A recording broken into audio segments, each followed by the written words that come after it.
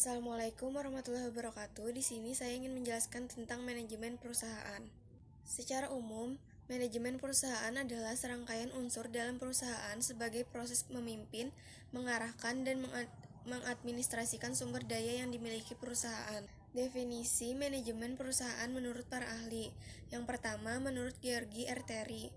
Menurut Georgi Erteri, manajemen di perusahaan adalah suatu proses yang berbeda, terdiri dari perencanaan, penyusunan, pengarahan, dan pengendalian, di mana dilakukan untuk mencapai tujuan utama perusahaan dengan melibatkan manusia dan sumber daya lainnya. Yang kedua, menurut Harold Kons. Menurut Harold Kons, manajemen perusahaan adalah suatu seni yang diproduksi yang didasarkan pada sebuah pemahaman ilmu, di mana ilmu dan seni tersebut tidak bertentangan, namun keduanya saling melengkapi. Yang ketiga, menurut Watson Bangan. Menurut Watson Bangan, manajemen perusahaan adalah serangkaian tindakan dan upaya anggota perusahaan untuk mencapai sasaran atau target bisnis yang dinaungi perusahaan tersebut, di mana proses tersebut dicapai melalui aktivitas yang sistematis. Yang keempat, menurut James A. F. Stoner. Menurut Stoner, manajemen perusahaan adalah proses dalam membuat suatu perencanaan, penyusunan, pengendalian, serta memimpin berbagai usaha dari anggota entitas atau organisasi dengan menggunakan semua sumber daya yang dimiliki untuk dapat mencapai tujuan yang telah ditetapkan. Yang kelima, menurut Lawrence A. Epley. Menurut Lawrence, manajemen perusahaan adalah sebuah seni untuk mencapai sebuah tujuan yang diinginkan dan dilaksanakan oleh usaha orang lain. Yang keenam, menurut Mary Parker Follett. Menurut Mary Parker Follett, manajemen di dalam perusahaan adalah suatu seni yang tiap-tiap pekerjaan bisa diselesaikan dengan bantuan orang lain. Fungsi manajemen perusahaan. Yang pertama, memimpin. Seorang manajemen perusahaan bertindak sebagai pemimpin agar tujuan perusahaan dapat dicapai. Adapun beberapa tugas seorang manajemen dalam perusahaan yaitu mengambil keputusan, melakukan komunikasi, memberi motivasi, menentukan sumber daya manusia untuk masuk divisi tertentu, pengembangan sumber daya manusia melalui penilaian terhadap hasil kinerja dengan memberikan saran maupun promosi. Yang kedua, merencanakan. Manajemen di dalam perusahaan berfungsi sebagai perencanaan kegiatan dan aktivitas seperti apa yang akan dilakukan anggota perusahaan. Perencanaan tersebut meliputi menentukan jenis kegiatan, menetapkan waktu pelaksanaan kegiatan, membuat target atau sasaran dari setiap kegiatan, mengatur jadwal, mengendalikan biaya agar tidak over budget, membuat standar operasional prosedur dari setiap kegiatan. Yang ketiga, menyusun. Manajemen perusahaan dapat berperan sebagai pengatur dan penghubung antar divisi pekerjaan sehingga pelaksanaan setiap tanggung jawab lebih efisien dan efektif, seperti membuat desain struktur organisasi, menentukan job description, mendelegasikan tanggung jawab, menetapkan hubungan-hubungan yang membedakan antara atasan dan staf, mendeskripsikan setiap hal yang berkaitan dengan pemanfaatan sumber daya manusia. Yang keempat, pengawasan. Setiap kegiatan dan tanggung jawab masing-masing divisi di dalam perusahaan perlu dilakukan pengawasan guna pengendalian jika sewaktu-waktu terjadi penyimpangan dari suatu divisi. Manajer perusahaan berkewajiban untuk mengarahkan, memberi saran, dan menentukan keputusan seperti yang harus diambil jika terjadi penyimpangan.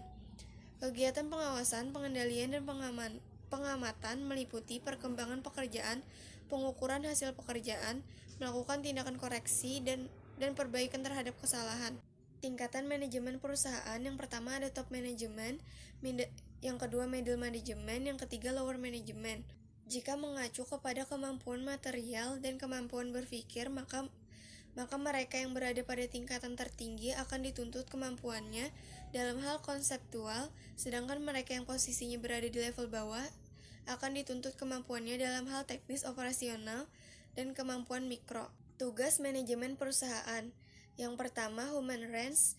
Divisi ini bertugas sebagai penilai yang memberikan saran dan wawasan terhadap sumber daya yang biasa dipimpin oleh seorang HRD. Yang kedua ada credit risk. Divisi yang bertanggung jawab untuk melindungi dan memberi pengawasan terhadap aset perusahaan serta memegang informasi lengkap yang dapat berpengaruh terhadap perusahaan. Yang ketiga ada corporate treasury, bagian dari perusahaan yang bertanggung jawab untuk mengelola keuangan perusahaan.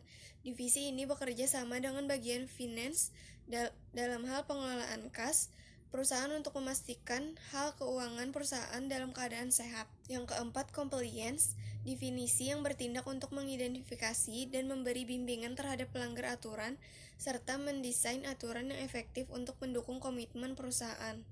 Yang kelima, firm risk management, divisi yang bertanggung jawab atas pengembangan manajemen risiko.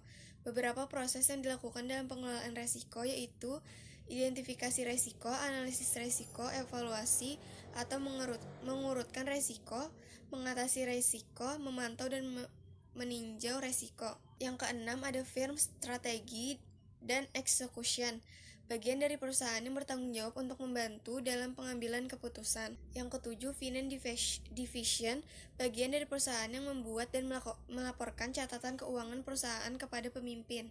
Yang kedelapan, internal audit, divisi ini bertugas memberikan tinjauan independen dari kualitas pengendalian internal, manajemen risiko, dan sistem tata kelola proses perusahaan. Yang kesembilan, market risk, divisi ini bertugas untuk mengelola semua exposure risiko pasar dalam kegiatan bisnis perusahaan. Dalam hal ini, exposure adalah objek yang rentan terhadap risiko dan berdampak pada kinerja perusahaan apabila risiko yang diprediksi benar-benar terjadi. Yang ke-10, operasional risk, bagian dari perusahaan yang bekerja sama dengan unit bisnis dan kelompok kontrol untuk membantu memastikan perusahaan memiliki program yang transparan. Dari penjelasan tadi dapat disimpulkan bahwa suatu organisasi atau perusahaan sangat membutuhkan manajemen yang baik. Mengetahui lebih jauh tentang manajemen perusahaan akan membantu perusahaan dalam mempertimbangkan komponen manajemen apa saja yang dibutuhkan. Sekian penjelasan dari saya. Wassalamualaikum warahmatullahi wabarakatuh.